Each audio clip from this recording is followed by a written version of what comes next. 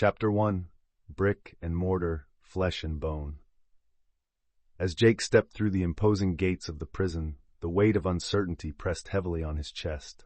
A former street artist, he once breathed life into urban canvases, but now he found himself ensnared in a world where color was replaced by concrete gray. In his diary, he poured out his emotions, detailing the chaotic swirl of fear and hope that enveloped him on his first day. The clangs of metal doors and distant mutterings echoed ominously. Yet amidst the stark surroundings, Jake discovered an art space, a refuge for creativity and expression. Here he found camaraderie with fellow inmates, each sharing stories of loss, regret, and dreams that felt miles away. Jake realized that these individuals were not merely defined by their past mistakes. They were complex human beings, capable of friendship and transformation. Through the strokes of his brush, he began to see the possibility of reclaiming his life, one color at a time. Chapter 2. The Healing Circle. Maria's diary entry, day 37 of my sentence. The guilt weighs heavily on my chest, a constant reminder of my choices. I often close my eyes, envisioning my son playing in the park, unaware of the sacrifices I made for him. Today, I participated in a healing circle, a gathering of inmates sharing our stories, our pain, and our hopes. As I listened to the others, I began to understand that I am not alone in this struggle. Each tear shed was a step toward healing, and each laugh was a moment of reprieve from our grim surroundings. The circle is led by a compassionate therapist who encourages vulnerability without judgment. It's in this safe space that I could finally voice my regrets and fears, seeking forgiveness not just from my family but from myself. I am committed to breaking this cycle, for my son's future and mine. Each session ignites a flicker of hope, lighting the path toward redemption. Chapter 3. Brotherhood Behind Bars. In the dimly lit gymnasium, Eli finds solace amidst the chaos of incarceration. A former gang member, he grapples with remorse for the violence that defined his earlier life. As he chronicles his journey in his diary, Eli discovers the power of camaraderie through group therapy sessions and shared sports. Each passing day, he forms meaningful connections with fellow inmates, united by dreams of redemption and personal growth. Through shared workouts, heated debates about life's choices, and the celebration of small victories, Eli begins to dismantle the gang ties that once bound him. His diary reflects this transformation. He learns the value of accountability and the strength found in vulnerability. The laughter and support of newfound friends echo within the concrete walls, each moment serving as a reminder that brotherhood can foster change, even in the most unlikely of places. Eli's narrative highlights hope and the profound impact of solidarity behind bars. Chapter 4. Lessons from the Past. Nora's voice reverberates with the weight of time as she chronicles her youth, a tapestry woven with dreams unfulfilled and choices that led to her incarceration. In her diary, she reflects on the vibrant, ambitious girl she once was, passionate about dancing and exploring the world. The turning point came too swiftly, fueled by reckless decisions and a need to escape. Each entry reveals a deep well of regret, tempered by a newfound wisdom that blooms even behind bars. As she mentors younger inmates, Nora spins stories of resilience and hope, imparting lessons learned the hard way. She emphasizes that every mistake carries a lesson, a stepping stone to self-discovery. Through her experiences, listeners witness how Nora transforms her past wounds into a beacon of guidance, illuminating the path toward a second chance. In the quiet confines of her cell, she finds solace, knowing it's never too late to rewrite one's narrative.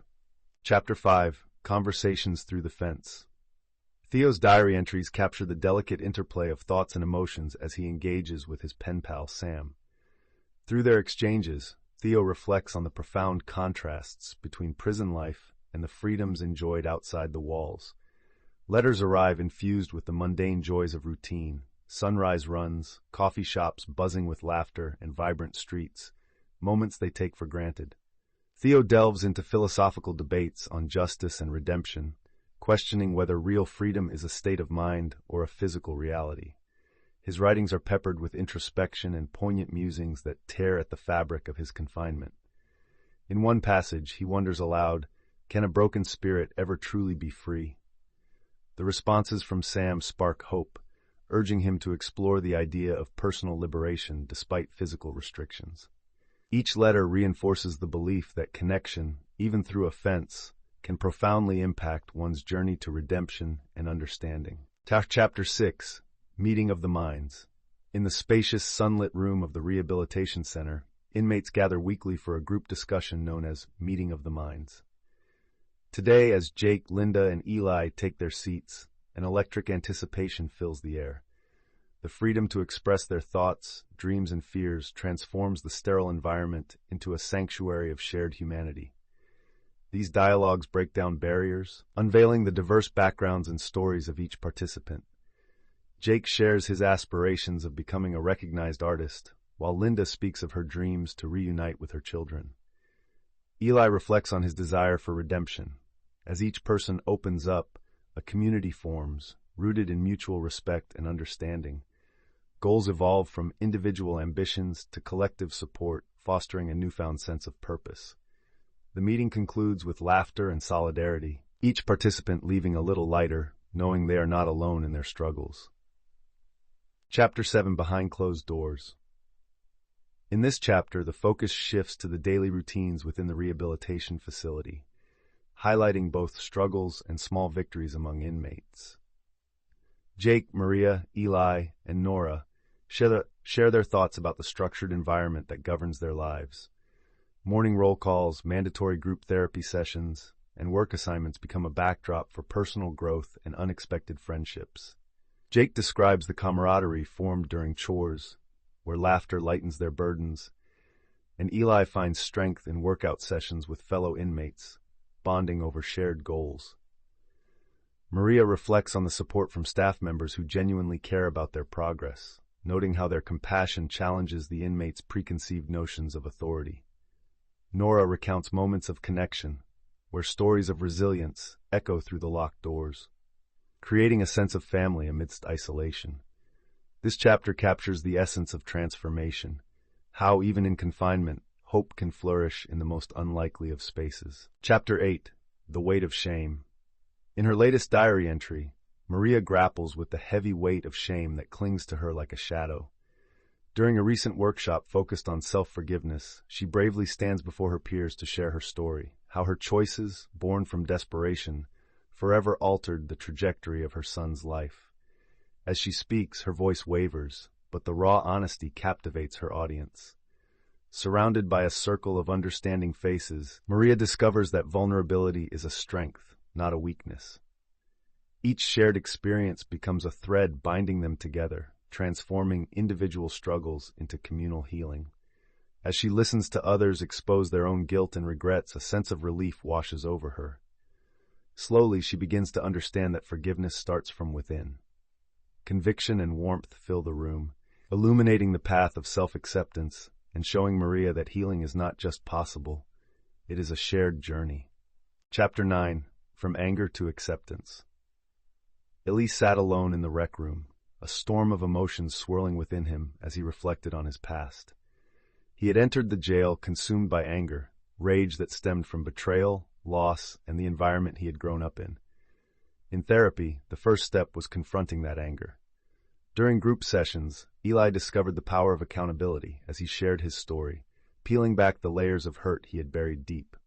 As he listened to others recount their struggles, he began to visualize forgiveness, not just for those who had wronged him, but for himself. Each narrative was a mirror, revealing the pain that fueled his past decisions. Slowly he learned that acceptance didn't mean forgetting the past. It meant acknowledging it, using it as a foundation for growth. Eli found strength in vulnerability, connecting with fellow inmates, forming a bond that transformed his anger into hope and possibility. Chapter 10. The Art of Expression. In the dimly lit art room, the air buzzed with creativity and anticipation. Jake set up his canvas, a riot of colors reflecting his tumultuous emotions. Each stroke of the brush became a release, a way to transform pain into beauty. Fellow inmates gathered, sharing stories behind their own artworks, a bold mural depicting unity, a haunting self-portrait, and abstract designs symbolizing hope. The bonding experience fostered trust and camaraderie. Laughter replaced loneliness as they painted side by side. For many, this space transcended the cold concrete walls. It became a sanctuary of expression.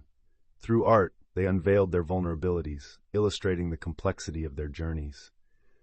As the chapter unfolds, listeners experience the cathartic process of creation, witnessing how art not only serves as a testament to their struggles, but also offers a glimpse into their aspirations, providing each inmate a new identity built on resilience and connection. Chapter 11: Voices Under the Surface. In this profound chapter, Theo leads a philosophical discussion group that fuses the inmates' diverse backgrounds with the universal quest for understanding. As they delve into thought-provoking readings, ranging from classic literature to modern essays, each inmate brings their unique perspective, sparking lively debates. Through this exchange, barriers dissolve, revealing shared fears, dreams, and disappointments that had previously kept them isolated. Theo reflects on the power of words, noting how literature offers glimpses into lives beyond their own, igniting deep introspection. The conversations evolve into a sanctuary where vulnerability thrives. Laughter and animated dialogues intermix with moments of silence that speak volumes. One inmate confesses to feeling invisible, and another shares a revelation about forgiveness that resonates deeply within the group. The chapter underscores the transformative power of ideas, illustrating how connection and understanding can bind even the most fractured souls, creating an unforeseen brotherhood beneath the prison's stark confines. Chapter 12: The Ties That Bind. As the weeks unfolded in the facility, Nora took on the role of mentor to her younger fellow inmates, sharing stories that intertwined her past with their present. During storytelling sessions in the common room, she spoke candidly about her youthful dreams and the mistakes that shaped her journey. Her warm gaze invited the others to open up, creating a safe space where vulnerability flourished. One evening, Nora recounted a tale of resilience, a time when she faced insurmountable odds, but discovered strength she never knew existed. The room filled with rapt attention, voices of gratitude and shared experiences interweaving, knitting together a fabric of support. As laughter and tears flowed freely, the inmates learned the healing power of connection, a reminder that though the walls confined them, their stories could soar beyond. In those moments, they were not defined by their pasts, but rather united by their shared struggles and hopes for a brighter future. Chapter 13: The Art of Redemption. The moment of the long-anticipated art exhibition arrived, radiating a palpable energy within the compound. The formerly stark walls, once mere reminders of confinement, transformed into a vibrant gallery adorned with the inmates' expressions of hope, pain, and transformation. Jake stood at the entrance, heart pounding as he welcomed guests, family members, community activists, and visitors eager to witness the stories etched in every piece. Each artwork sparked conversations and laughter, bridging divides and fostering connections. Maria found herself filled with pride as she shared her journey behind her colorful mural, while Eli discussed the powerful symbolism in his sculpture, representing rebirth from darkness. Nora's wisdom shone through her intricate tapestry, telling tales of life lessons learned and lost dreams reclaimed. This exhibition wasn't just a display of creativity. It was a collective testament to resilience, healing, and the indomitable spirit of individuals reclaiming their identities. Together, they turned the art of redemption into a vivid reality.